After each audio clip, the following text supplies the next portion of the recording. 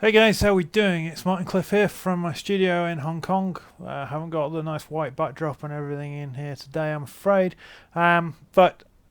This is a new episode of Martin Reviews. Before I go any further, I just want to say, hey, give a shout out to my 5 new subscribers since my last video. Well, not the one since this morning, but since the one before that. Always good to have new people on board. Now, I did a review a little while ago of my Pedaltrain Nano board, which is here. But what I didn't do at the time was, because I didn't have it, was talk about the power supply that I was using. I was using a Diago power station in place of what I wanted. This is a review of the Pedaltrain Volto, which is a little, you see that? It's this white box. It's a kind of like a cell phone power supply, I guess. As in, it's a high capacity battery, obviously bigger than a cell phone. If I get my HTC One, just to show you in comparison.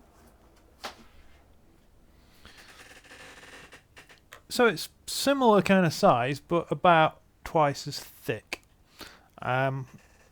Just if that's any indication of the size. Anyway, but it's designed to fit, even on a Nano, which is the smallest board Pedaltrain make, between these rails, and it's slightly proud, because I'm using dual lock rather than the supplied Velcro, because it holds better. It's slightly proud of where the rails sit, but obviously then you've got the rubber feet anyway. So there's no danger of it touching the ground. It has 2 outputs. It charges via mini USB. Which is really cool, because it means I can charge it from a computer, or if I was in a car, if I had a car, which I don't in Hong Kong, I could charge it from the accessory port, what used to be called a cigarette lighter.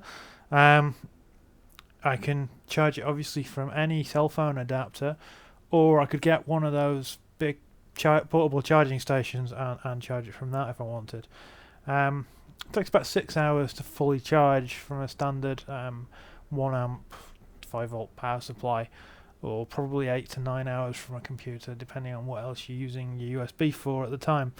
And you can't really see it very well, but there's a button to turn it on here, which if I press, you see it's got 3 blue lights, and they indicate the charging state. When all 3 are on, it's fully charged or near as damn it.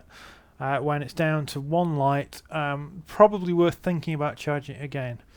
Now, it's a 2000 milliamp hour supply, and what that basically means is that you need to work out what your total pedal draw is, power draw is from your pedal board.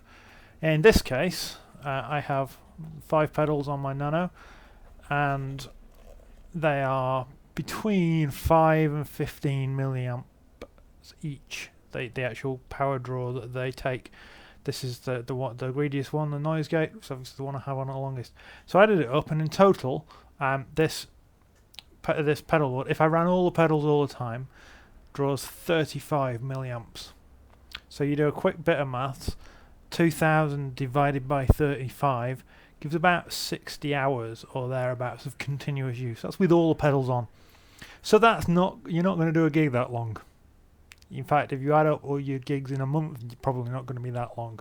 A week in a recording studio would probably be fine with 1 charge.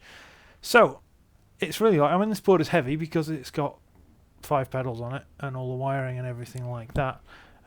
But the actual power supply is really small, really compact. And the advantage, of course, is that it's cordless. So I can turn on the pedals,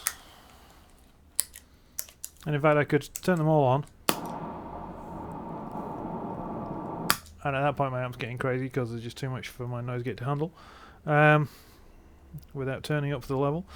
But I could turn them all on, and then if I want to power down the board, particularly if I've got a combination of pedals I like, I just press the button on the back, and you'll hear a thump through the amp. My pedals are off, but they're still in the state ready to go.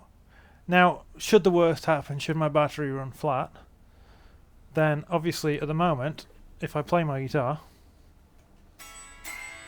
because I had all the pedals on, I'm getting nothing. But if you've got true bypass pedals, which all of these are, then turn them all off,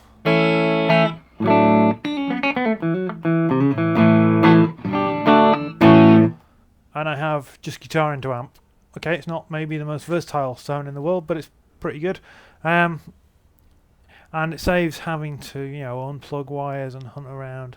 Now another trip you could do is maybe keep batteries in your pedals if you've got pedals that properly disconnect the battery when you plug them in, which most modern pedals do. And then all you do if your battery goes flat is pull out the little power leads from the back of your pedals, and away you go. But let's be honest, unless you're really not alert and watching how charged up the pedal board is with the Volto, it's going to last you as long as you're going to need it. So yeah, every couple of weeks maybe you plug it in, you top it up, and it's ready to go for your next few gigs. And it's great. It doesn't add much to the weight. It's nothing else to be bulky. It also means that because it's battery powered, if it rains, you're not going to get mains running through your pedal board, and potentially lethal. Obviously, you're still connected to your amp, which is plugged into the mains, but hopefully that's at the back of the stage, sheltered out of the way. And it also means you don't have to hunt for main sockets at the front of the stage, which is always useful because there's always something else that people want to plug in, be it powered monitors or whatever. Saves extension leads, saves all that kind of stuff. So, I bring my Nano, which I've already given a glowing review about, with a Volto attached that's fully charged, plug it in, cable from guitar into pedalboard, cable from pedalboard into amp, plug in my amp, and away I go. Really clean, not heard any kind of nasty noises. Obviously with analog pedals I'm not going to hear that, but even I've tried it with some of my digital TC Electronics pedals, and no trouble at all. Obviously they draw much more current, so they're not going to the battery's not going to last as long with them. So it does require a little bit of sums just to work out how long it's got to last, but let's be honest, you can just look at the battery gauge on the actual unit itself, and remember to turn it off when you're not playing. Simple. Okay, until next time, I've been Martin Cliffe, this has been Martin Reviews, and I'll see you soon. What makes me tick? What makes me talk?